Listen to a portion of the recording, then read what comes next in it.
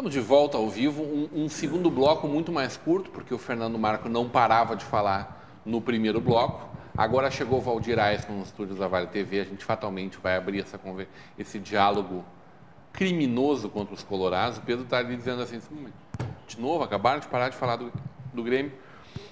O Fernando Marco, que no primeiro bloco, entre outras revelações, né, estava conversando conosco algumas coisas aqui, como, por exemplo, esse show musical no dia 17 de dezembro na Fundação Schaeffer.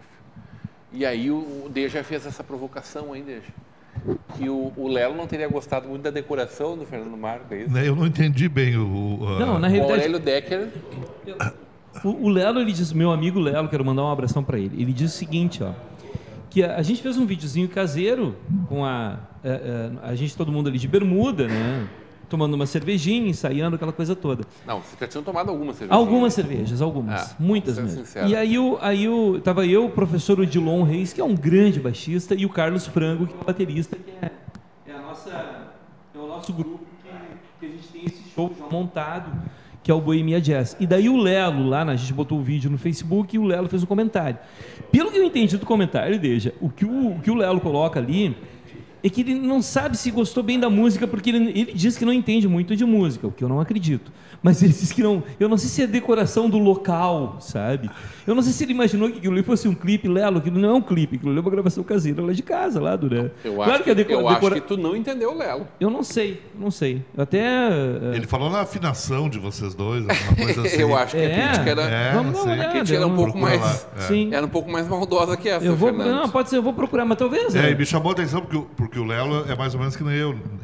Eu, por exemplo, não canto nem parabéns a você no tom. E o Léo parece que também, né? Então ele criticar ou comentar a afinação de vocês ficou estranho. Não, mas tem muito crítico musical que não é músico, mas ele tem a sensibilidade, ele sabe quando o cara desafinou, entendeu? Então tem ouvido, né? Tem ouvido. Então, assim, ó, eu vou procurar essa informação do Lelo. O Lelo colocou aqui, ó. Sei lá, parece que faltou alguma coisa. Seria por causa da decoração. Imagino ele escrevendo em voz alta, pensando nessa entonação, com essa pontuação, doutor Alberto. Seria por causa da decoração do ambiente, não afinada com o resto? Afinada com o resto? Ah, mas faz sentido. Ou foi a falta de afinação da música com as paredes? Essas minhas pontas de interrogação são injustas, reconheço. E eu que toco na dica de nada e não me atrevo a cantar fora do chuveiro. Perdoem, queridos amigos. Estou numa tarde ruim também para música. Um abraço, Lelo. Evidentemente, Fernando Marco, quando a pessoa vai para o Facebook e faz esse comentário no post de um amigo, é para sacanear o amigo, Fernando Marco. Eu não sei, mas a realidade... Evidentemente, Fernando Marco. Aí um recado aos meus amigos. Aurélio Decker te deu uma detonada. Aí um recado aos meus amigos. Se a pessoa não fizer uma pergunta muito direta, Fernando, me responda, por favor.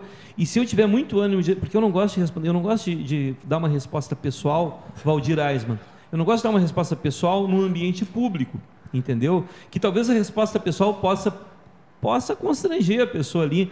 Então eu prefiro mandar inbox a resposta. Foi uma tentativa descarada de te constranger para que tu não poste mais. Mas eu acho que eu tenho uma explicação para o Lelo, que talvez não, ele não se contente com a explicação, mas talvez seja isso. Nós estávamos com um equipamento plugado. A gente estava com o equipamento ali com... Todo o equipamento estava amplificado. Só a minha voz que não. Então pareceu assim, porque quando tu tem um microfone na mão, tem toda aquela dinâmica de microfone. Vocês já assistiram a Alcione cantando e lá pela Santos ela dá aquela puxada no microfone quando ela dá uma nota mais aguda? Ou quando ela tem uma técnica, ela utiliza mais o ar do diafragma e ela tem uma projeção sonora maior. Então ela puxa o microfone. Então existe essa dinâmica. E quando tu está cantando assim a plenos pulmões, daqui a pouco tu deu uma desafinada porque tu não tem o microfone na mão para tu... Né? Pelo menos para mim é assim. Sim. Né? Mas enfim, o show vai ser bom, né? Resumindo, o show vai ser muito melhor. 17 de dezembro, se sendo sábado não explica muito que são... Não, o show vai ser muito melhor que o clipe. Ponto. Léo, pode ir no show. Eu quero muito ver. Eu preciso daí dizer, e agora sem brincadeira, que eu fui no show que foi no Prós e Verso, né? Verdade, Um belo bar aqui no centro da nossa cidade. Vamos receber o Tacho agora no último fim de semana. Um bar. Um abraço para o meu amigo Aguinaldo, para cá. Todo o trabalho que o pessoal está fazendo lá, envolvendo muito da nossa cultura, da nossa arte local aqui. E eu acho que o Fernando Marco vai ganhar muito levando esse show lá para dentro da Fundação. O show é belíssimo. Tu toca clássicos da música popular brasileira. Sim. Né? Pixinguinha ali vai ter o Ari Barroso, Noel Rosa, Cartola, Edivaldo Martins, Lupicínio, muito Lupicínio. Mas todos sobre a toada do jazz. Mas todos com acordes, arranjos de jazz. Latino, Anitta. Também. O que tu ia contar também sobre os amigos, doutor Alberto? A minha tese é que os amigos, eles existem para que a gente os sacaneie. E nós sermos sacaneados pelos amigos, porque se você sacanear inimigo, pode dar problema, né? Para isso existem os advogados, existem para ser sacaneados. Para isso, né? Existem advogados. E não quis aqui fazer uma defesa pública aqui, porque eu seria suspeito, né? A respeito da figura do Lelo, porque eu sou admirador dele de longa data, como sou do Fernando também. Mas é uma figura querida e com certeza quis descontrair, né? Como comentário. Sim. Nenhuma dúvida. Fernando Marco, qual dos assuntos da pauta do dia te fizeram mais pensativo? A morte do primeiro astronauta americano a orbitar na Terra, aos 95 anos. Seria as crianças brincando em barco abandonado na Venezuela. Grupos roubaram pescadores no mar.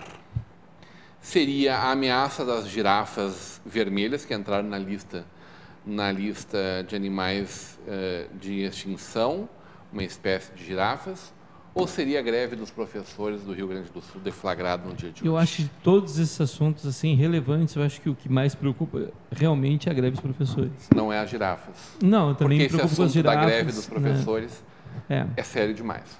É muito sério e isso a gente tem denunciado aqui e as pessoas têm sentido que o Sartori fez com o Estado, está fazendo com o funcionalismo público, é um atentado. Tu sabe que isso vindo de ti soa um pouco estranho e a gente sempre faz uma licença porque tu tens uma relação com o partido de oposição ao governo Sartori. Mas independente. Hoje à tarde eu tive a oportunidade de entrevistar o prefeito de Campo Bom, Faisal Caram, que recentemente desfiliou-se do PMDB e que deu como motivo exatamente a forma como o governador Sartori conduz as suas coisas desde antes da sua eleição.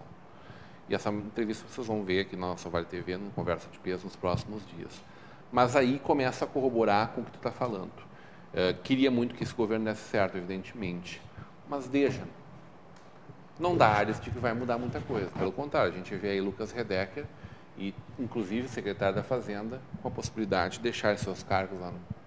O Lucas já anunciou, né? Ele entrega a Secretaria das Minas e Energia e volta para a Assembleia. Mas eu diria que a culpa não é só do Sartori. O Sartori está errando em alguns métodos, mas o Sartori pegou um Estado falido. Um Estado que não tinha dinheiro mais ou menos como quando eu trabalhei com o prefeito Eugênio Nelson Ritzel, eu não me lembro quem é o prefeito que antecedeu, acho que era o Miguel. Novo Hamburgo não tinha crédito para comprar um prego.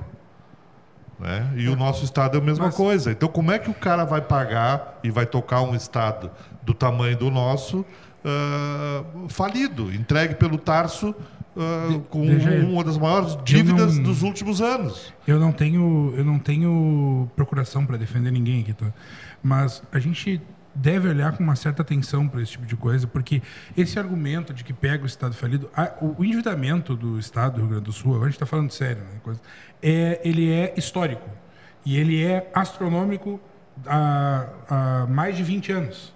Desde quando foi feita a renegociação, né, pelo Brito, enfim, tudo mais. Isso nunca ninguém negou. E o Sartori utiliza de um pretexto para operar determinadas medidas que são escolhas políticas dele e não necessidades prementes por impossibilidade orçamentária, porque ele alega que não há o recurso, que não há o dinheiro porque está quebrado. Então, mas onde é que está o dinheiro? Isso vai desautorizado pelo relator do orçamento para 2017 da Assembleia Legislativa, que apontou que não existe déficit.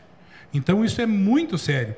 Estas versões, a gente tem que atentar para certos movimentos dos políticos que estão aí nos representando, determinando várias coisas que vão prejudicar a nossa população, todo o Rio Grande do Sul, a pretexto de determinadas demandas que estão sendo desautorizadas pelo Legislativo. Estão dizendo que esse déficit não é desse tamanho, que não tem Mas nenhuma dúvida de que ele aumentou 10% no governo Tarso.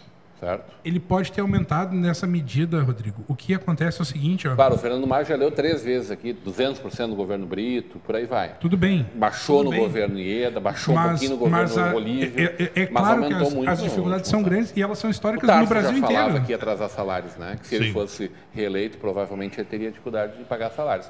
Mas me parece, e eu acho que esse é o ponto da questão, que ele deixou de lado assuntos que são muito importantes para todos nós. E faz determinados movimentos que a gente não consegue compreender, analisando a sério, a que atendem. Aonde se quer chegar com isso? Pois eu acho que ele não sabe o que está fazendo. Eu só posso pensar isso. Essa é uma possibilidade. Essa é a melhor possibilidade. A outra possibilidade é que ele sabe muito bem o que está fazendo, onde é que aperta o calo e o que esse tipo de coisa vai ensejar. Quer ser impopular, Alberto? Não é por questão de ser impopular, é questão da oportunidade. Nenhum político quer ouvir contra alguém vociferando contra ele, né, Dejo? A não ser que seja em fim de carreira. Que não, que não é o caso de muita gente do governo dele. Ninguém ali coaduna com isso, né? O Giovanni Feldes fez 150 mil votos, 160 mil votos para deputado federal, por exemplo. A questão é a seguinte, o Rio Grande do Sul apresenta uma tradição eleitoral de não reeleger os seus mandatários. Quem sabe esta não seja a oportunidade de fazerem os seus reais interesses, não apenas por serem impopulares, porque sabem que as dificuldades de um novo mandato, e na lógica, infelizmente, né, esta não é o mundo ideal, como a gente gostaria que ele fosse. Esse é aquilo que o Nelson Rodrigues dizia, a vida como ela é.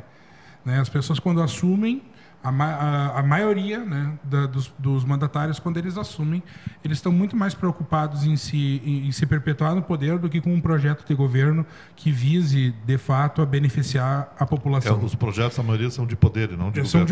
São de poder e de interesses. Então, já existe algumas rúbricas que estão mal explicadas em relação às empresas. E o Ministério Público do Rio Grande do Sul, inclusive, já está manejando ações competentes para, vamos colocar nessas palavras, abrir essa caixa preta. Inclusive até na questão da transparência, né? Claro. Principalmente isso. Então, que história é essa de estar faltando recursos e, na verdade, eu faço renúncia de receitas aqui em prol de empresas de um modo, vamos ser econômico aqui, estranho. E incompatível com quem está desesperadamente necessitando de recursos. Então, é lógico que sempre se trabalhou... a gente trabalha com isso, assim, com gestão de crise empresarial. Tá?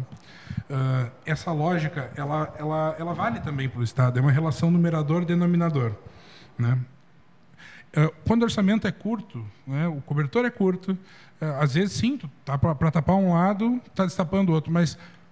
A minha leitura, e a pior possível, é que isso foi um manejo de interesse. Eu já tinha falado que a gente afastar o presidente da Câmara, por mais que a gente achasse que fosse um ladrão, fosse um sem vergonha, todas as coisas que qualquer um poderia denominar ele. Mas, aí, assim, era um erro juridicamente o afastamento desta forma, como se fosse um tribunal de exceção. A mesma coisa, para mim, vale no Senado. Vale do STF em relação ao presidente do Senado. A mesma coisa vai se dizer da presidência da República. Assim, não afasta, mas tu não pode assumir. Quando eu nas nossas conversas aqui, quando eu alertava, por ocasião do processo de impeachment da presidente Dilma Rousseff, ora, como é que a gente vai falar, nós que operamos o direito, o Fernando também faz isso, é uma das atividades que ele exerce, vamos falar em um direito legitimamente assegurado no Brasil. Pois se não tem devido processo legal e lei para presidente da República, o que vai sobrar para todos nós? Como é que a gente vai falar para... Mas é muito perigoso, porque o direito passa a ser aquilo que o Ferdinand Lassalle falava, que a Constituição é uma folha de papel. O direito não pode ser o contrário de um processo prévio de reflexão e de escolha de princípios e valores a determinar uma ordem jurídica para regular a sociedade. Ele não pode ser simplesmente a manifestação da vontade de quem detém o poder. Isso não é direito. Isso é o contrário do Estado de Direito. Isso é o Estado totalitário. Então... Muito bem. Estamos encaminhando aqui o final do nosso programa. Eu vou pedir para o Fernando Marco. Fernando Marco, um homem A gente já sabia culto, agora a gente sabe inteligente e devorador de livros. Devorador de livros. Inteligente, e finalizador. Mas, na realidade, assim... E finalizador. E a foto? Nós vamos definir a foto hoje. Qual foto? Vamos. A minha opinião eu já dei, né? Primeiro aí. A minha volta opinião, lá, volta lá. Minha opinião O que Deja fica olhando em casa quando ele não está aqui no balcão, ele fica olhando para ver se... Quando é que vai... Vamos olhar que foto é esta. Volta lá, Vanderlei.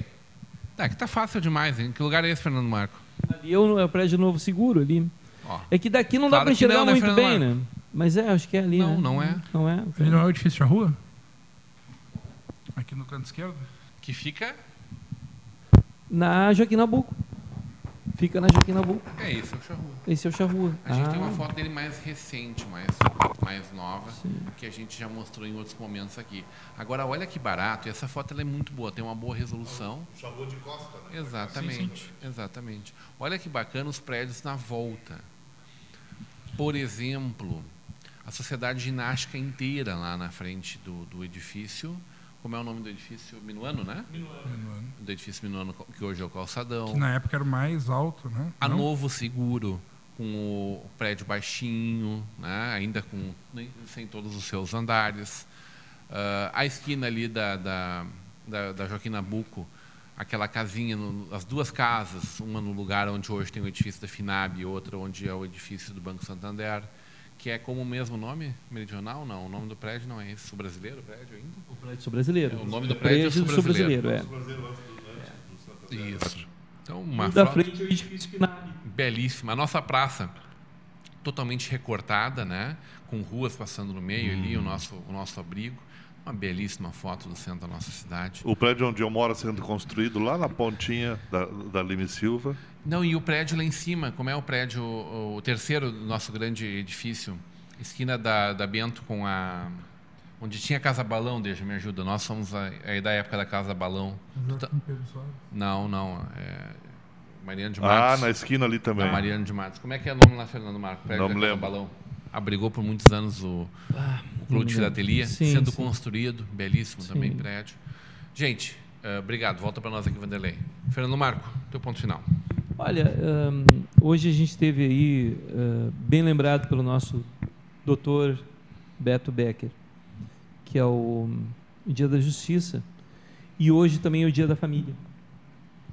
Então, eu quero mandar um abraço a todas as famílias, inclusive a nossa família da Vale TV aqui, que a gente vem aqui com muito prazer, às vezes até outros dias, assim, quando não está muito na agenda, a gente recebe uma ligação, tu pode vir hoje, a gente está sempre de prontidão para participar desse momento tão importante aqui da nossa vida, da vida da nossa comunidade do Vale dos Sinos. Então, um abraço a todas as famílias, em especial a nossa família da Vale TV. Tem um post muito bonito, vai lá e curtir, Fernando Marco, lá no Face da Vale TV. Deixa teu ponto final. O meu ponto final é que a nossa audiência está aumentando. Eu encontrei hoje duas pessoas, uma ex-professora tua e eu, assim, eu acho que eu estou com um pouco de Alzheimer. Assim. Não perguntei o nome dela, te mandou um abraço. O problema de DNA. Professora minha, grande abraço. E um telespectador, eu passando na praça, ele disse, Dejair, eu não te conheço, mas eu assisto o programa. Avisa lá que tem muito PT na bancada. Fernando Marco, fora Fernando Marco. Chega de Fernando Marco. Já é bom demais quando a gente recebe o carinho do nosso telespectador, né? Muito bom. Fernando Becker. Rodrigo, é sempre uma alegria. Alberto Fernando Becker Pinto. É sempre uma alegria poder vir ao teu programa. Hoje tu tinha me convidado com compromisso de falarmos apenas sobre futebol. Acabamos aqui entrando num debate jurídico, político, enfim, aí sobre os acontecimentos do Brasil.